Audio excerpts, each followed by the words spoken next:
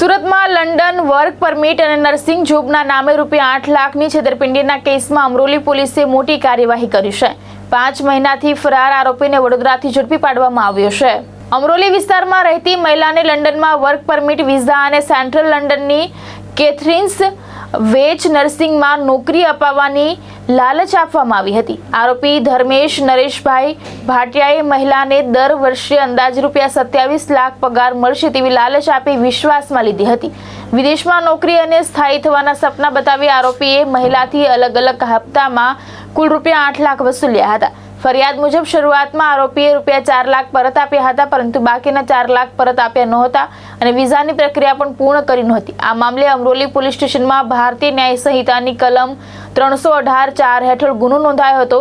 ગુનો નોંધાયા બાદ આરોપી છેલ્લા 5 મહિનાથી ફરાર હતો। ટેકનિકલ સર્વેલન્સ અને ગુપ્ત માહિતીના આધારે અમરોલી પોલીસે વડોદરાના મકરપુરા વિસ્તારમાંથી આરોપી ધર્મેશ ભાટિયાને ઝડપી પાડ્યો હતો। પોલીસને આશંકા છે કે આરોપી અન્ય લોકો સાથે પણ વિદેશ નોકરી અને વિઝાના નામે છેતરપિંડી આચરી હોઈ શકે છે। હાલ પોલીસે આરોપીની વધુ પૂછપરછ શરૂ કરી છે અને દસ્તાવેજો તેમજ મોબાઈલ ડેટાની તપાસ પણ હાથ ધરી છે। ભાવેશ ઉપાધ્યાય, દ્રષ્ટિકોણ ન્યૂઝ, સુરત।